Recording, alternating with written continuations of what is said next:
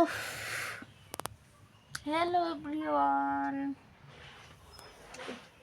এখন কি good evening. সন্ধ্যা হয়ে গেছে। আমার বই আর আমি দিকে জাস্ট পড়তে বসছিলাম। তো এখন মনে হচ্ছে একটা ব্লগ বানাই তোমাদের জন্য। সেটা হলো কি রিলেটেড আর পিএফ রিলেটেড। অ্যাকচুয়ালি আমার পরীক্ষা ছিল 3 মার্চ, তো আজকে হয়ে গেছে আমার 7 তারিখ। তো 4 দিন হয়ে গেছে। অ্যাকচুয়ালি আমি দুদিন পরীক্ষার জন্য টিউশন সব বন্ধ ছিল, তো ওগুলো আমাকে ডাবল ডাবল পড়িয়ে দিতে হচ্ছে। তো আমি একদম সময় পাইনি বাড়িতে রেস্ট নেওয়ারও। তো আজকে ফ্রি, আজকে আমার প্রাইভেট নেই আর আমি ফ্রেশ। আজকে মনে হয় একটু মালা টালাও সেজেছি। অ্যাকচুয়ালি আজকে একটু সময় পেয়েছে, তো আমি বলতে চাই যে আমার ইউটিউব চ্যানেল আছে, সেখানে একটু বলি যে আমি কেমন পরীক্ষা দিয়েছি আর কেমন রিলেটেড প্রশ্ন এসেছে। অ্যাকচুয়ালি অনেকেই আছে যারা আমার কাছে জানতে চেয়েছে কয়েকটা প্রশ্ন কি আসছে কি না আসছে। তো ফোন করে 1-1.5 ঘন্টা এরকম অনেকক্ষণ সময় লেগে যায়, আমার মনে পড়ে না, আমি বোঝাতে পারি না সবাইকে। তো আমি এভাবে তো বলতে পারছি না। তো যদি কারো প্রয়োজন হয় আমার ভিডিওটা দেখো, তাহলে বুঝতে পারবো তোমার কেমন কোয়েশ্চেন এসেছে। আর ইউটিউবে তো আছে আর অনেক চ্যানেল, এগুলো রিভিউ দিচ্ছে, ওদেরটা দেখে নাও আমারটা না বুঝতে পারলে। বাট আমি পার্সোনালিভাবে কাউকে আমি বলতে পারছি না, অনেকেই আমাকে মেসেজ করছো, তো আমি দেখতে পাচ্ছি। তো তাদের কাছে সরি। তো আমি এখন তোমাদের এই ভিডিওর মাঝখানে বলে দিচ্ছি কেমন আসছে কোয়েশ্চেন। আমার কাছে যা লেগেছে তাই বলবো, আমি বানিয়ে বলবো না কিছু। আমার যে আরপিএফের জন্য খুব একটা ভালো একটা আমার স্টাডি ছিল ওরকম না, প্রিপারেশন খুব একটা ভালো ছিল না। তো আমি মাঝে মাঝে পড়তাম, আমি একদম খুব রেগুলার হয়ে পড়তে পারিনি এখন। ওগুলো আমার প্রবলেম ধরে নাও। তো আমিও সেভাবে কনসেন্ট্রেট করতে পারছি না পড়াতে। তো তবু আমি ধরে রাখি, ছাড়িনি, ধরে রাখছি, পড়ার চেষ্টা করছি যেন আমি যতদিন পর্যন্ত চাকরি না পাই। আমার তো ইচ্ছা করবে চাকরি পাই, আর এটা আমি ধরেও রাখবো।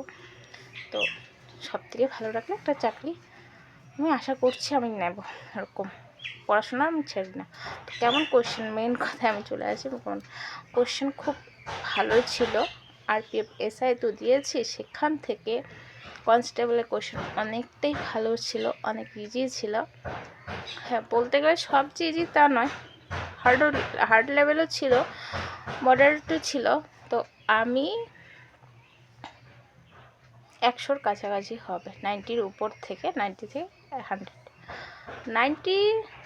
90-র আশেপাশে ধরো, 100 নাও যেতে পারে, 90-র আশেপাশে আমি অ্যান্সার করেছি। তার মধ্যে আমার কিছু অঙ্ক আমি ছেড়ে দিয়েছি যেগুলো আমার কাছে কঠিন লেগেছে, আর কিছু কনফিউশন ছিল, কিন্তু আমার মনে হচ্ছিল এটাই হবে। ডিজিট দিয়ে আমি অঙ্কগুলো ওরকম একদম প্রপারলি আমি সলিউশন করিনি, সেখানে সেভাবেও হয়তো হচ্ছিল না পয়েন্ট, সেখানে অল্প ট্রিক্স খাটিয়ে ধরো ওইভাবে কিছু অঙ্ক করেছি 4-5টার মতো। আর যেগুলো একদম প্রপারলি হয়েছে সেগুলো দিয়েছি। আর রিজনিং খুব ভালো ছিল, একদম ধরে ধরে আমাকে করতে হয়নি। কিছু কিছু রিজনিং একদম মুখে মুখে হয়ে যাচ্ছিলো। আর কিছু গোল টেবিলের আসছিলো, গোল টেবিলের 3টা না 4টা দিয়ে দিয়েছিল, আমি একটা করেছি। আর লাস্টের দিকে আমার ছিল তো, আর তখন মানে টাইমটা খুব জোরে চলে যাচ্ছিলো, 90 থেকে 55-তে চলে এসছে, প্রায় 35 মিনিট তো চলে গেছে অঙ্ক। আমি এখনো বাকি সব পড়ে আছে, তাই আমি গোল টেবিলগুলোও, এটা অঙ্কর ক্ষেত্রে বলছি। আর রিজনিংটাও সেম, ওরকম করতে করতে দেখি আর 22 মিনিট আছে, জাস্ট আমি 50টা জিকে পড়ে আছে, আমার তো করতে হবে এগুলো।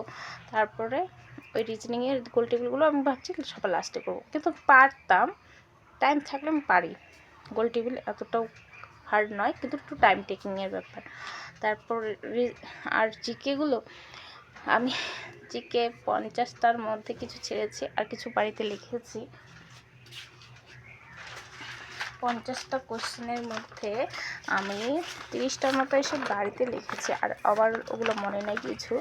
তার মধ্যে কী কী এসেছিলো, আমার পঞ্চবার্ষিক পরিকল্পনা থেকে অনেকগুলো কোয়েশ্চেন ছিল। তারপরে অর্থনীতি আর্টিকেল আসছে, আর জিকে কারেন্ট অ্যাফেয়ার্স তো আসছে। তারপরে এমনি বইয়ের থেকে একদম জীবনবিজ্ঞান, ভৌতবিজ্ঞান বা ভূগোল থেকে খুব কমই কোশ্চেন, ইতিহাস থেকে খুব কমই কোশ্চেন এসছে। পঞ্চবার্ষিকী অর্থনীতির থেকে আসছে প্রচুর, তারপরে আর্টিকেল থেকে আসছে প্রচুর, মানে রাষ্ট্রবিজ্ঞান, তারপর কারেন্ট অ্যাফেয়ার্স, এই তিনটাই মনে হয় জিকে ভরে দিয়েছে। আর তার মধ্যে আমার যেমন আসছে সিকিম কত নম্বর আর্টিকেলে ভারতের সাথে যুক্ত, বিক্রম মিশ্রি কোন মন্ত্রী ছিলেন 2024-এ, ভারত 2024-এ অর্থনৈতিক চুক্তি করেছে। এখানে আমি দিয়েছি আমেরিকার যুক্তরাজ্য ছিল, সেটা দেখে আমি অপশন অনুযায়ী দিয়েছি, চীন আরও কে ছিল ওগুলো বাদ দিয়ে দিয়েছি, তো ওইভাবে দিয়েছি। দাক্ষিণাত্যের মালভূমি থেকে উৎপন্ন হয়ে বঙ্গোপসাগরে পড়েছে। রাস্কিন বন্ডের একটা লেখা বইয়ের নাম দ্বাদশ দলত্যাগ বিরোধী কোন আর্টিকেলে আছে।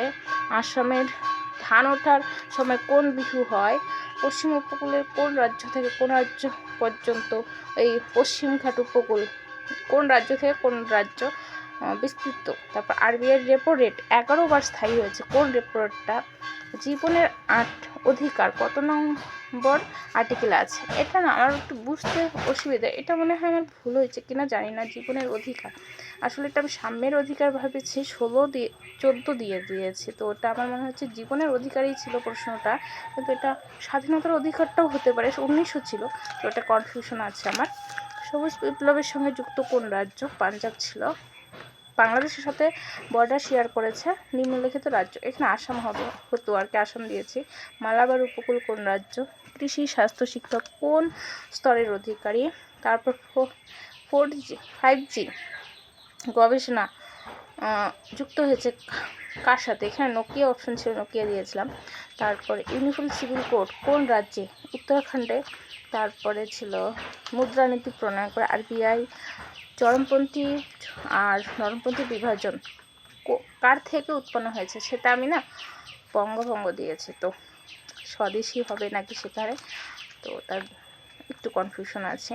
তারপরে নির্বাচন কমিশন, তো ওটাও দিয়েছি। সবুজ বিপ্লবের জনক স্বামীনাথন। সুপ্রিম কোর্টের বিচারপতিকে নিয়োগ করে রাজ্যপাল। রাজ্যের সিভিল সার্ভিস কবে না, রাজ্যের পাবলিক সার্ভিস কমিশনের শাসনের কে নিয়োগ করে, এরকম চেয়ারম্যান কি, এটা রাজ্যপাল হতো, রাজ্যের বলছে তো। তারপরে কোশি নদী কালুকা নদী গঙ্গার। তারপরে আসছে অর্থমন্ত্রীর নাম কি, নির্মলা সীতারমন। তারপর আরেকটা আসছিল গুজরাট উত্তর হয়েছিল, এরকম আমি কয়েকটা মনে নেই, যা মনে আছে বললাম, আরও কিছু বাকি আছে। তো ওভারঅল জানি না, যদি আমার সবগুলো অ্যান্সার ঠিক হয় আর ম্যাথ রিজনিংগুলো যদি ঠিক হয় তাহলে আমি পাস করবো আশা রাখি, আর যদি নেগেটিভ হয় তাহলে তো আর কিছু বলার নেই নেক্সট টাইম, এছাড়া আমার কিছু আর বলার নেই। তো মন খারাপ, আমি প্রিপারেশন যেমন নিয়েছি, যার যেমন প্রিপারেশন সেরকমই তো হবে পরীক্ষাগুলো, বলো। এখন কেউ বাড়িতে পড়াশোনা না করে পরীক্ষা যদি হাই চায় তাহলে তো হবে। আর হাই লেভেল আছে কিন্তু পরীক্ষা খারাপ, তাদের ক্ষেত্রে অন্য, কিন্তু আর আমার মনে হয় যার যেরকম প্রিপারেশন সেরকমই পরীক্ষা দেবে। ম্যাথ রিজনিং যার যেরকম প্র্যাকটিস সেরকমই পরীক্ষা দেবে, কিন্তু আমি বলবো ভালো আসছিল পরীক্ষা, মানে কোশ্চেন লেভেল খুবই ভালো ছিল, একদম যে দেওয়া যাবে না সেরকম নয়। তো আমার রিভিউটা এতটুকুই ছিল, যার যার ভালো লাগে বলে দিও, আর কেউ যদি বুঝতে না পারো তাহলে সেটাও বলো, আমি তাকে ভালো করে ওই জিনিসটা আর একটু ভালো করে বলে দেব। তো একটুকি আমার ভিডিও, তো টাটা। এই যে কম্পিউটার চলে গেছে, তো আমি পড়তে বসছিলাম একটু, বাই বাই।